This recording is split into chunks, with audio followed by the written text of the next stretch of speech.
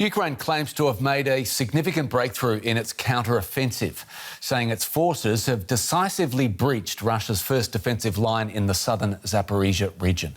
Just a week ago, Ukrainian troops reclaimed Robotyne, a key village on the Zaporizhzhia front line.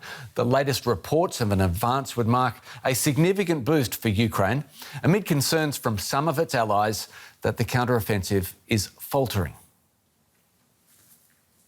Well, Frank Ledwidge is a senior lecturer in strategic studies at Portsmouth University and a former UK military intelligence officer. Good to see you again, Frank. On Wednesday, Kyiv hailed the recapture of the village of Robotyne, calling it now a strategic victory. Now Ukrainian forces have breached Russia's first defensive line in the Zaporizhzhia region.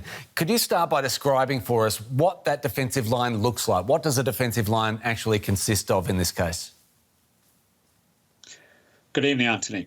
Well, you're not going to see very much from the ground. That's the whole idea. So there'll be a great many camouflaged bunkers and dugouts once you get to that line. But before you get there, you have lines and lines of thousands of mines. And that's been the main constraint for the Ukrainian engineers now trying to breach those lines. That was the problem, the main problem that threatened their armoured forces. Now, it seems to be what has happened is that the Ukrainian engineers have breached those mines and have now got in and even beyond the dugouts, bunkers and other positions. So that's what it looks like. From the ground, you won't be able to see very much, which is the problem. From the air, you're going to see trench lines, zigzagging trench lines, dragon's teeth. They're the concrete armour obstacles which can be breached. But the main constraint on them now, of course, as always, as we've heard for so many months, is artillery.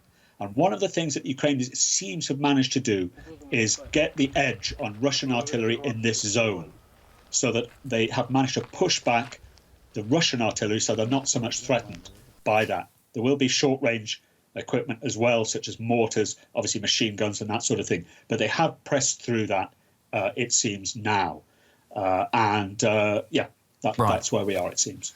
So they still have challenges, but is it fair to say that this front line is the hardest to break? Does it get somewhat easier from here? I don't think we should be breaking out the champagne just yet. The way that such defences work is they are echeloned. So a front line or a forward line may not be the main line of defence. What the Ukrainian General Staff said, General Tarnovsky, he said that, the local commander, he said actually that the Russians have focused their effort on that first line. We don't know.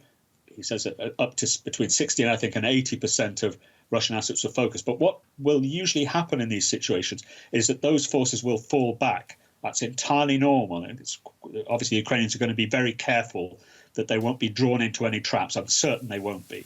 But it's normal for troops to fall back, and they'll be falling back on the second line and conducting local counterattacks and so forth. So this is going to continue to be a long, grinding assault. We don't know the breadth of the breach. Is it 200 metres? Is it 20 kilometres? Obviously, we want it to be the latter.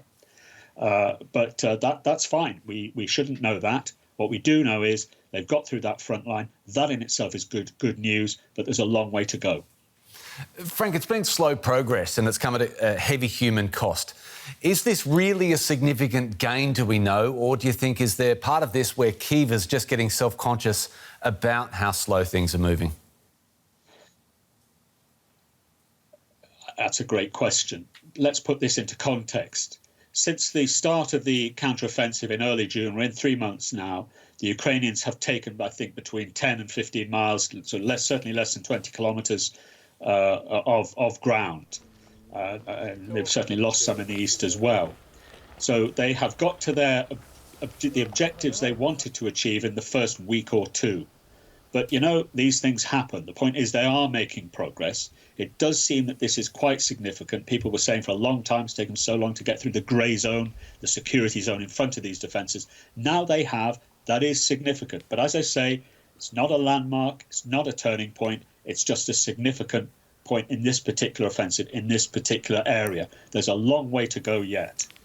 Frank, we're often talking about distances and how significant something is, but are Ukraine getting close? Are they getting close to being able to hit the main Russian supply lines in the south? How much further south do they have to go before they can really disrupt Russian supply lines? Well, this is the thing, Anthony. I think they're doing that already. We're not hearing about it. They have been degrading Russian defences and Russian interdiction, it's called in the military parlance. It means you're cutting off your enemy's supply lines. You're damaging their ammunition dumps. You're cutting the front lines off from the rear. I'm certain the Ukrainians have been doing that so far. They have the range now, I think, on the main roads or some of the main roads in the south. Coming from Russia, of course, going ultimately to Crimea. The further they get forward, the more weapon systems they'll be able to apply to those supply lines. And of course, then, which is their aim, eventually over the next couple of months, to hold Crimea at risk. They're not there yet, except with their longer range missiles, which are quite precious and rare at the moment. They'll be backfilling those. But right now, I think their artillery is degrading Russian supplies, Russian logistics. We're just not hearing, as I say, too much about that. The more they get forward, the more that threat presses on Russian command. Frank, you describe Russian forces as falling back and that being not something out of the ordinary. That's what they plan to do. Does Moscow, however, lack the necessary manpower to defend the front line? Or what do you think is the reason that Kyiv is moving forward, that Ukraine's moving forward here and Moscow's going backwards? The answer is attrition and artillery. The Ukrainians have been making steady progress. At no point really have they been halted, or at least since I think the first couple of weeks they were driven back, and there were some effective counterattacks. But in that security zone in front of these lines, they've been making really slow, yes, but steady progress.